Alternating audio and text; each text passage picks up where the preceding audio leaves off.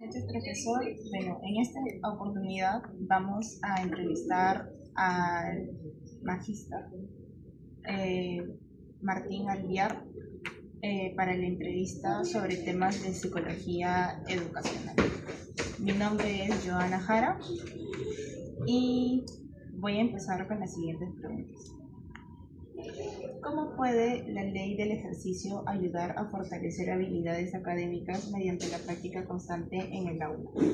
Bueno, en primer lugar, muchas gracias, muy buenas noches. Soy el psicólogo Adrián Martín Flores y tengo la satisfacción de responder las preguntas que usted cree conveniente y entendiendo que estas actividades en la especialidad de psicología educativa, ese es el nombre original, no es educacional, educativa, es muy importante porque habla de la ley del ejercicio. Dentro del ejercicio psicológico a nivel en el campo profesional, es sumamente importante aplicar programas de intervención psicológica en la especialidad de psicología educativa, tomando en cuenta las diversas problemáticas que hay en los centros educativos, que básicamente, que son las consecuencias, conductas disfuncionales que los alumnos eviten, producto de la constitución familiar muchas veces hospiden. Situaciones intrafamiliares convulsivas, con mucha problemática. No sé si hay alguna pregunta más. Sí. Sobre los principios del proceso educativo, ¿de qué manera el principio de actividad favorece que el estudiante construya aprendizajes más significativos? Prácticamente me piso la pregunta y me da la respuesta. Es muy importante que el aprendizaje significativo que se da dentro de la especialidad de psicología educativa esté orientado donde el estudiante sea el principal actor para lograr la introducción de los conocimientos y lograr sinapsis. Conocimientos nuevos que permitan fortalecer en las diferentes áreas pedagógicas en primaria, los cursos que también están relacionados con las áreas pedagógicas en secundaria, puedan tener un aprendizaje significativo. Cuando hablamos de aprendizaje significativo, estamos hablando de uno de los más grandes psicólogos de la psicología educativa, que forma parte de la corriente de la psicología constructivista. Hablamos de la psicología, del aprendizaje significativo de David Ausubel. Él nos dice que el aprendizaje mucho más efectivo y mucho más, digamos, pertinente para que el estudiante introduzca su conocimiento es a través de la acción, aplicando los conflictos cognitivos, poniéndole problemas a ellos. Y el haciendo en forma práctica, no de una manera sedentaria, receptiva, memorística, sino haciendo las cosas. Bueno, de acuerdo a la siguiente pregunta, sería sobre los fundamentos neurocientíficos del aprendizaje, ¿no? ¿Qué papel cumplen las emociones en la consolidación de la memoria según los fundamentos neurocientíficos del aprendizaje? Muy bien, hoy día las neurociencias contribuyen maravillosamente a la psicología y sobre todo desde el punto de vista de la psicología educativa. Cuando hablamos de neurociencias, hablamos nosotros que es una función importantísima que cumplen nuestras neuronas cerebrales para la adquisición de conocimientos. ¿De qué manera? En forma muy práctica internamente. Y hagamos un poquito de percepción mental. Las neuronas están constantemente en actividad, nunca se detienen. Pero cuando nosotros generamos nuevos conocimientos, hay un encuentro de dos neuronas, de dos tipos de carga eléctrica y carga bioquímica. Cuando las dos neuronas se confrontan, bajo una situación problemática, cuando nosotros podemos resolver un problema lógico-matemático, cuando tenemos una problemática a nivel personal, pensamos, analizamos, y cuando tenemos la idea frente a ese problema, es porque se produce una sinapsis. Entonces las neuronas cerebrales son la fuente principal de la adquisición de nuevos conocimientos e influye netamente en que el ser humano vaya logrando los niveles de aprendizaje, para que esos niveles de aprendizaje no emerjan y den huella de que somos personas que vamos elevando nuestro aprendizaje y queda grabado. Es muy interesante. ¿Queda grabado en dónde?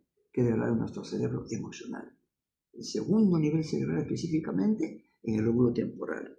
¿En qué parte? En el sistema límbico. Dentro de allí hay un órgano importantísimo que almacena y guarda toda esa información, primero a corto plazo, llamada memoria de trabajo o funcional, para que luego se convierta en memoria a largo plazo.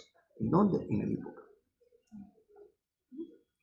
Ahora, de acuerdo al paradigma constructivista, ¿cómo favorece el uso del andamiaje, que es de Vygotsky, y el aprendizaje significativo en estudiantes de secundaria? Muy bien. En primer lugar, ordenemos. Primero le voy a explicar sobre el aprendizaje socio-histórico-cultural de Lev Vygotsky. Y en segundo, y ahí el andamiaje. Y en segundo lugar, el aprendizaje significativo de David Ausubel, que me ha vuelto a preguntar otra vez. En lo primero, cuando hablamos del gran constructivismo, del gran constructivista de Vygotsky, forma parte de todas las diferentes teorías de aprendizaje que está dentro de la corriente psicológica del constructivismo, que está ubicado en la psicología cognitiva, de Jean Piaget, de Aaron Beck inicialmente. También están todos estos constructivistas, que es una corriente psicológica, que no es escuela, es una corriente psicológica del constructivismo que básicamente se interesaron y se interesa en cómo se produce el aprendizaje, cómo contribuir con el mejor aprendizaje. Y una de ellas es el aprendizaje socio-histórico-cultural de Vygotsky. Vygotsky dice que el ser humano aprende en primer lugar, desde sus primeros pasos, a través de andamiaje. Por ejemplo, le explico yo, las capacidades cognitivas de un infante son totalmente diferentes a la de un niño. Cuando hablamos de infante, los pequeños actúan a través de ciertas situaciones simbólicas, que básicamente es actividades lúdicas. Cuando van jugando actividades lúdicas se van ya haciendo sus relaciones interpersonales. Esta relación interpersonal les permite vocalizar, les permite aprender, les permite saltar, les permite hacer sus movimientos óculo-manuales finos con mayor facilidad, sus movimientos óculo-pedales gruesos con mayor facilidad, y poco a poco van afianzando. Pasa de un nivel o de un andamio al siguiente nivel. ¿Cuál es? La etapa de la niñez, donde ya el pequeño en educación primaria ya realiza sus operaciones concretas. Es una parte del andamiaje. Luego de ahí va avanzando a tercero o cuarto grado y va mejorando sus conocimientos a través de las diversas áreas pedagógicas. En este caso sería el área lógico-matemático. Y por qué no decir también a través del área personal-social, a través del área de la ciencia, tecnología, ambiente, CTA y las actividades psicomotrices. Y se va produciendo el andamiaje hasta concluir primaria, para luego pasar a diferentes abstracciones, que es otro nivel de andamiaje en secundaria, y así sucesivamente hasta llegar a la educación superior.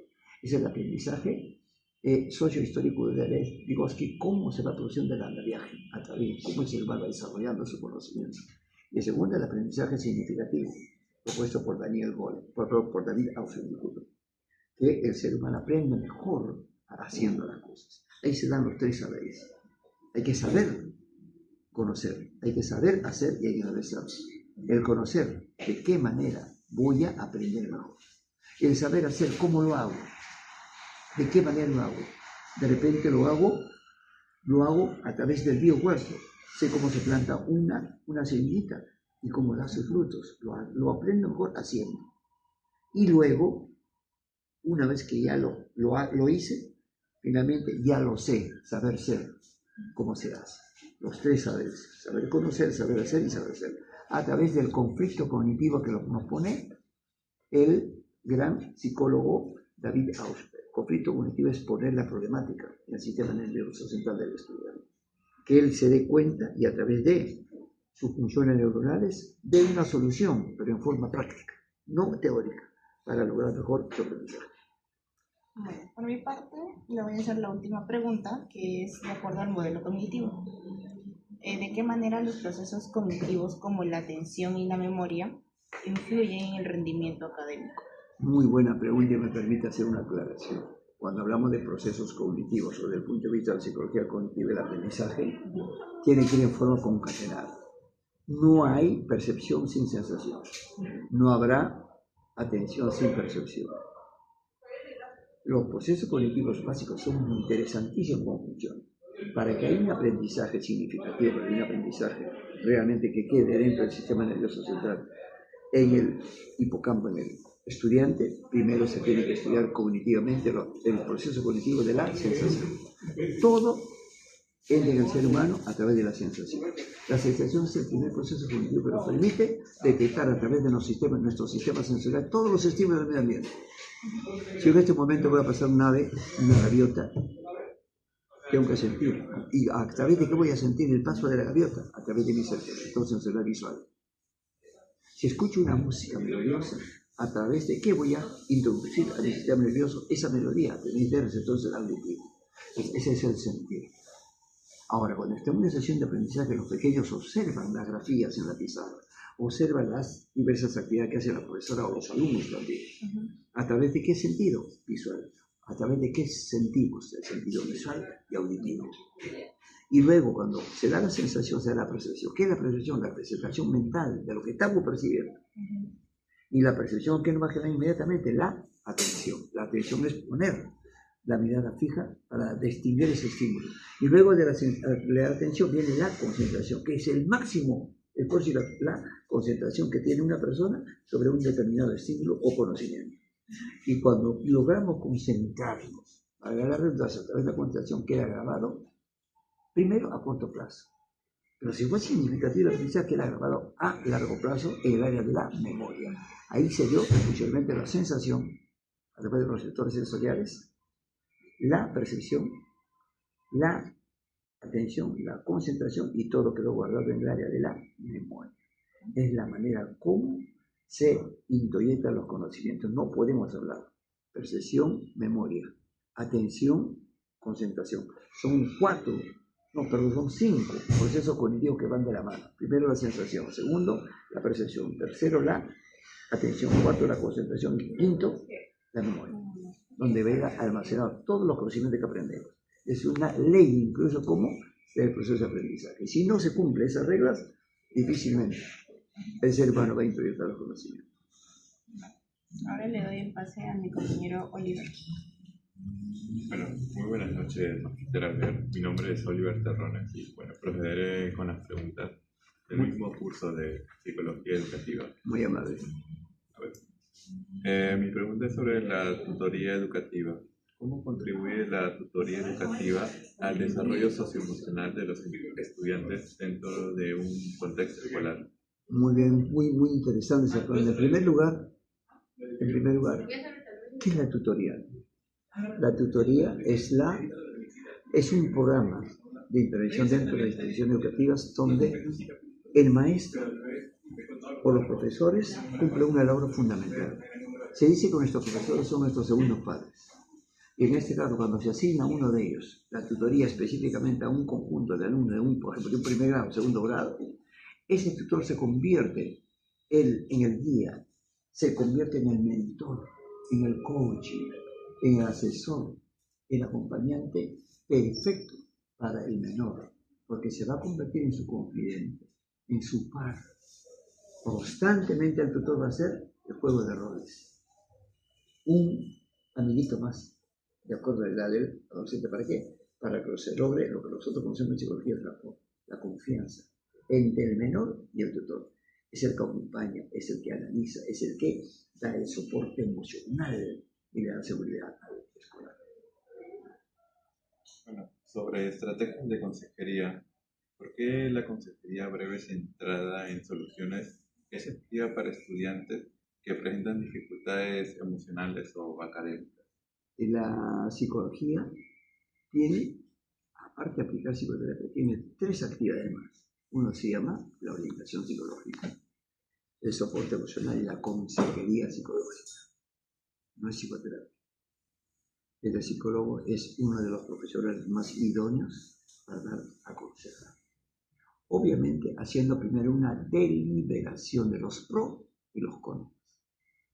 Consejería psicológica.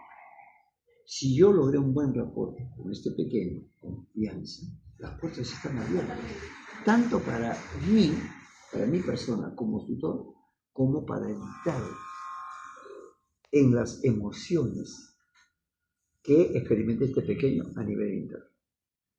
Se da una simbiosis como si fuera una sola persona, tutor, alumno, tutor. Hay una confianza ciega y eso tiene sus pros y sus contras.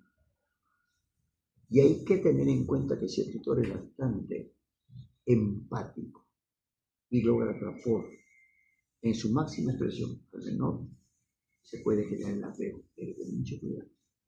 Y el apego permite sobreprotección, falta de toma de decisiones. Dejemos de lado eso, pero desde el punto de vista positivo. Hago esa aclaración porque muchas veces se exagera. En ese sentido, también el tutor es aquella persona que da roles para que logre su autonomía.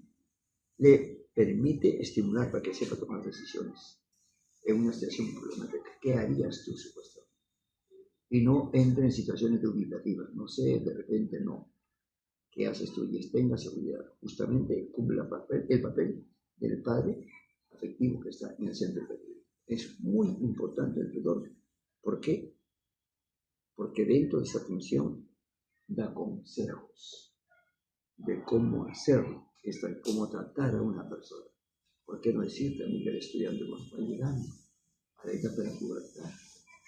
Allí está la presencia importantísima, si no está papá, mamá. Está en el centro educativo, el tutor quien le habla perfectamente, si es varón o mayor razón, pero puede ser mujer o varón, que le explica a los pormenores como una especie de consejería psicológica para que tome sus decisiones en buena línea. Por ahí creo que estoy en un alcance. Bueno, sobre la atención a la diversidad, ¿cómo contribuye la escuela a garantizar la equidad educativa cuando aplica programas de atención a la diversidad? Es imposible hablar hoy día que no hay diversidad. El ser humano, el mundo tiene una característica que todos somos diversos. Y remitiéndome a la psicología, el gran Wilhelm dijo, no hay seres humanos iguales. Todos somos seres únicos e irrepetibles. No hay dos seres humanos iguales. En la vida no hay. Si hablemos de gemelos, peor todavía. Cada ser humano tiene su propia expresión muy particular. En ese sentido, la diversidad es muy importante y se analiza desde el punto de vista intercultural. Respetar el aspecto cultural de nuestros padres, de nuestros compañeros de estudio, de respetar su identidad, su idiosincrasia, sus prácticas, sus creencias, para no caer en una situación de avasallamiento, de menosprecio, de marginar. Entonces la diversidad permite que el ser humano enriquezca los conocimientos, porque aprendo de mi compañero de estudio que tiene una extracción social, cultural, con otras características que las mías. Si yo interactúo con un afrodescendiente peruano de la costa sur, Chincha, aprenderé muchas cosas que nunca lo sabía. Y si yo aprendo con un pequeño de la Sierra Centro de Huancayo, aprenderé muchas cosas nuevas. Si aprendo yo, un adolescente de la comunidad mora del Oriente, aprenderé muchas expresiones, muchas costumbres, usos que me pueden recíprocamente a todos versar. Conocer y ser mucho más plástico, en el sentido de adaptarme mejor a cualquier situación ambiental. Bueno, sobre la educación compensatoria, ¿qué importancia tiene la detección temprana de factores de riesgo en el éxito de los programas de educación para la infancia compensatoria? Claro, porque los programas de educación compensatoria es muy importante en esta. Más temprano, nosotros utilizamos una herramienta llamada programa de intervención a nivel educativo. Por ejemplo, detección de, pongamos en iniciación, detección de estudiantes de la infancia, 5 añitos iniciales, con TND, trastorno negativista desafiante. Pequeñitos que vienen de hogares hostiles, que ya a los 5 años emiten palabras soeces, que responden a la profesora, sino hacen algunas conductas obscenas, hasta paratípicas, pero que ellos no lo hacen cuando ellos no han aprendido, y lo hacen con compañía. Mientras más temprano detectemos ello, va a ser mucho mejor. ¿Por qué? Porque esa es una va a ayudar a compensar. Este pequeño comienza a hacer conductas asertivas a través de esa habilidades sociales, de la escucha activa, la comunicación activa, la empatía, el autocontrol, la inteligencia emocional. Que ese pequeñito va a ir cambiando, es mucho mejor. Y hay que hacer también el efecto multiplicador a nivel de la familia. Papá, mamá y todos los que están en el entorno que reciban las lecciones que está dando el equipo de psicólogos o psicólogas que trabajan en el centro educativo para replicar y lograr el afianzamiento y el comportamiento idóneo de este pequeño. Sobre el desarrollo personal, ¿cómo ayuda la reestructuración cognitiva de Beck a mejorar el bienestar emocional y conductual de los estudiantes dentro de un programa de desarrollo personal? Cuando hablamos de la reestructuración cognitiva, ya no hablemos simplemente de Beck o de la escuela cognitiva. Hablamos ya de la escuela cognitiva conductual, que es una especie más representativa de la escuela cognitiva conductual. Y la reestructuración cognitiva es muy importante en los menores, sobre todo. Estos pequeñitos ya tienen un anclaje desde las primeras etapas de vida cuando observan a papá y mamá como actúan. Como menciona, tu hermano es mejor que tú, ¿por qué no sacas la mejor nota como tu hermano mayor? Entonces, esa expresión tan vertical, tan dogmática, comparativa, llega a la parte emocional del pequeño y se introduce mentalmente como un anclaje, como un objeto punzo cortante que queda en el sistema nervioso central, en el hipocampo, y siempre estará martillándolo, mi hermano es mejor, el hermano es mejor. Entonces ese pequeño va a estar relegado sin ningún tipo de motivación. En ese sentido está también la psicología educativa. ¿Para qué? Para comprender de dónde viene esa situación, en dónde está el origen, en los padres. Entonces hay que trabajar a nivel de los padres de familia para hacer reestructuración cognitiva del menor.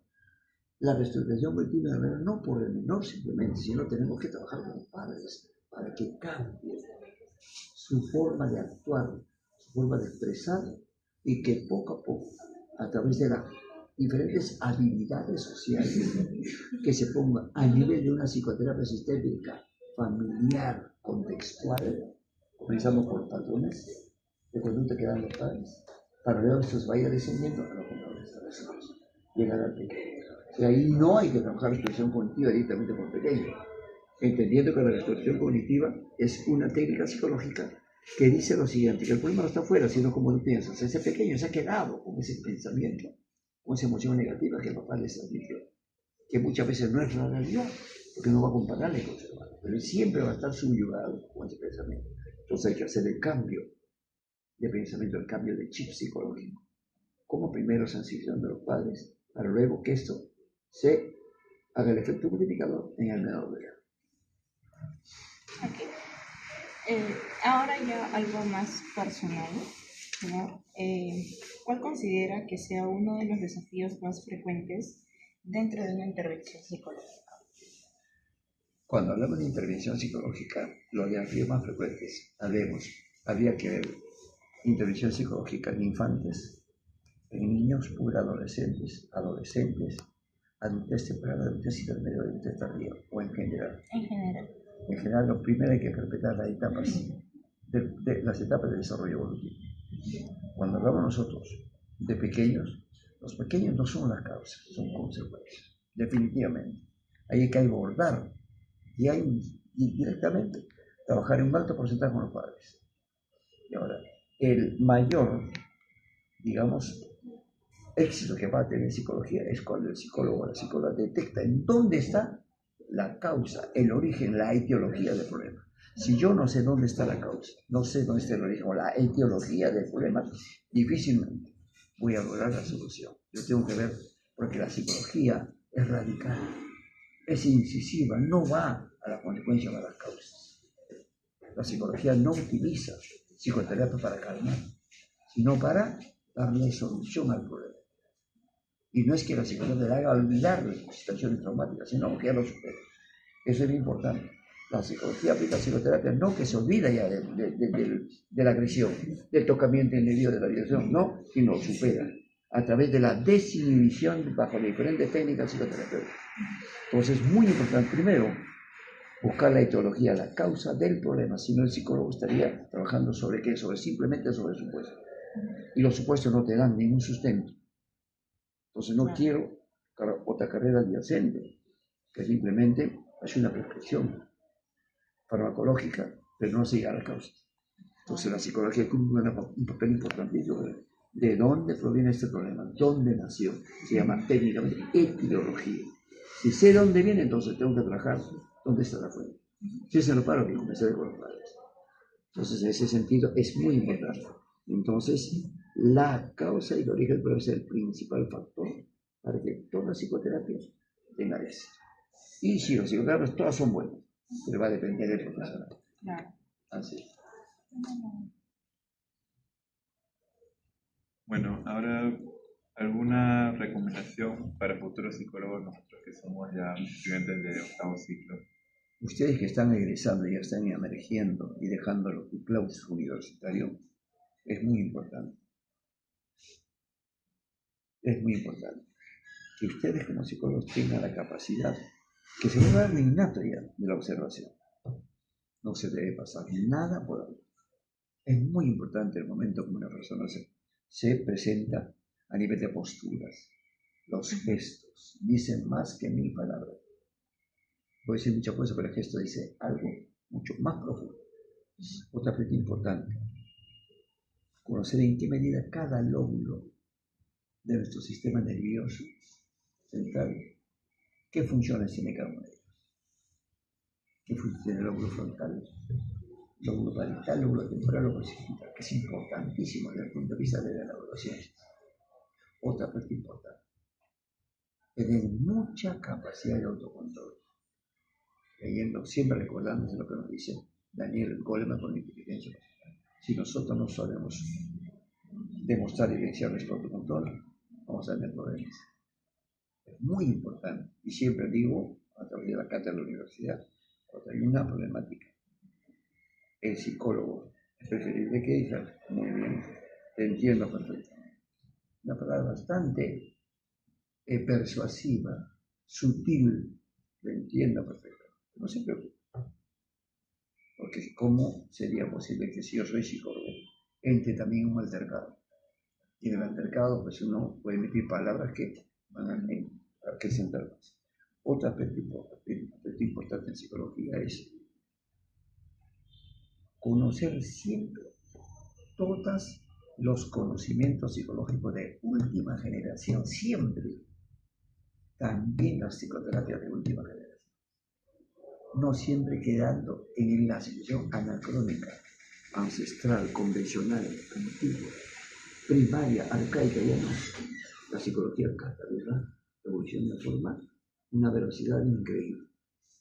Nosotros ya sabemos que la psicología de la psicoterapia del PAF, la psicología del la psicoterapia del MDR, la psicoterapia de la dialéctica, la psicoterapia del PAF, son técnicas que hoy día nosotros debemos ir asumiendo ya como tal, y mañana ya no tiene vigencia, necesitamos otro tipo de psicoterapia.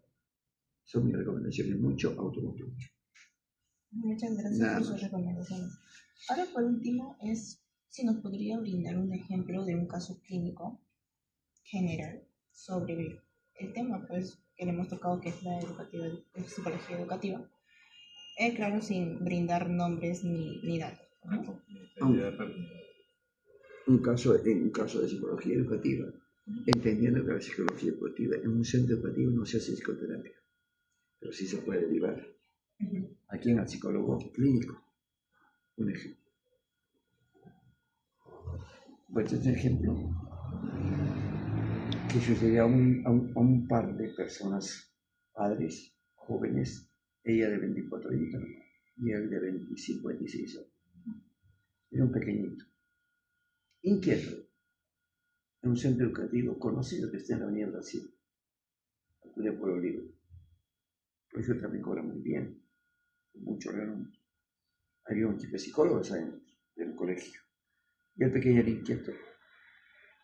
Le hicieron la prueba del NAMI y detectaron, según ellos, que el pequeño tenía problemas neuropsicológicos.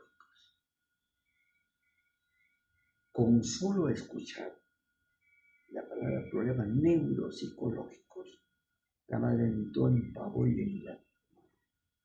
Contagió esto al papá. No dormía. Y estos padres realmente descontrolados, que problemas neuropsicológicos, no tenían conocimiento de ellos. Por situaciones de referencias, vinieron la semana que me comentaron todo el problema. Y dije, la semana siguiente, venga con el pequeño. Yo se ve inquieto, chico. Pero yo vi que no había, ¿cómo? ¿De primaria? Primaria, estaba en segundo grado de primaria más o menos. Y entonces, ¿qué hice? Lo observé, dije, no, voy a hacer un descargo. Le apliqué el test gestáltico visomotor de Bender para ver si tiene algún rasgo de problema neuropsicológico. El pequeño hizo perfecto. Y cuando se comenzó a trabajar con las láminas, que son 9, a perfección lo hizo. No duré ni un minuto más. No acá en el problema neurológico. Acá hay un problema de conocimiento. Simplemente está aplicando esto porque el pequeño es inquieto. ¿Para qué? Simplemente se llama cliché. Le puede ser un cliché. Porque es inquieto. Y la profesora y la psicóloga también, saturado porque no podía controlar, porque no tenía técnicas ni conocimientos profesionales para atender ese caso. Entonces, le expliqué a la mamá y dije, ¿cómo usted va a tener la seguridad? Por favor, envíele, y yo le recomendé que vaya a la residencia de San Felipe al Politécnico Peruano Japonés. Que vaya al neurólogo, no me acuerdo el nombre, para que pase una prueba neuropsicológica. Los padres felizmente tenían sus recursos. Y total, le hicieron la prueba de la tomografía de sal computarizada con imágenes 3D, ningún problema a nivel neurológico. Ningún problema. Simplemente era haber alguna conducta disfuncional, porque papá y mamá eran muy jóvenes. A veces tenían sus discusiones ellos. Sí. Y era un problema emocional. Entonces le expliqué esto a la madre cuando me trajo el resultado. Agradecimientos por doquier. Muchas gracias, por que esto, que lo otro.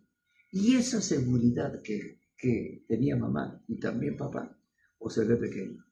El pequeño fue mejorando notoriamente. Fíjense cómo una equivocación de aplicar clichés puede generar tremendos problemas. El pequeño fue cerrado de lo más normal.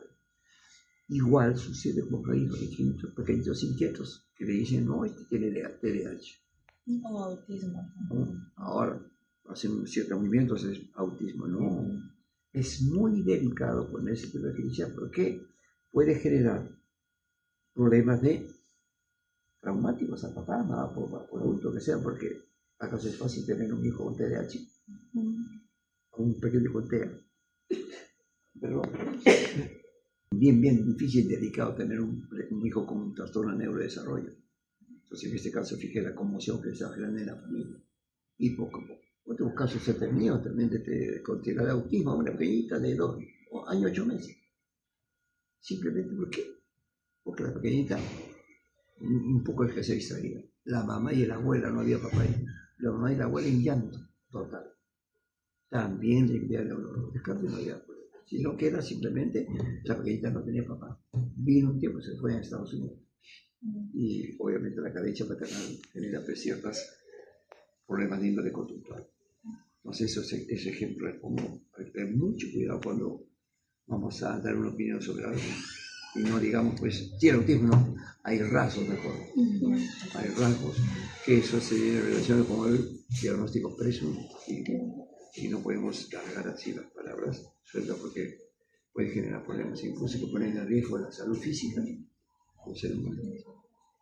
Listo, profesor. Eso sería todo. Muchas gracias. Muchas gracias por No, a mí me encanta cuando los alumnos. Bueno, como conclusión final quería resaltar sobre todo cómo es que la neurociencia tiene un gran impacto en la intervención con niños, con infantes, porque cómo las hormonas al hacer sinapsis es lo que ayuda a regular, ¿no?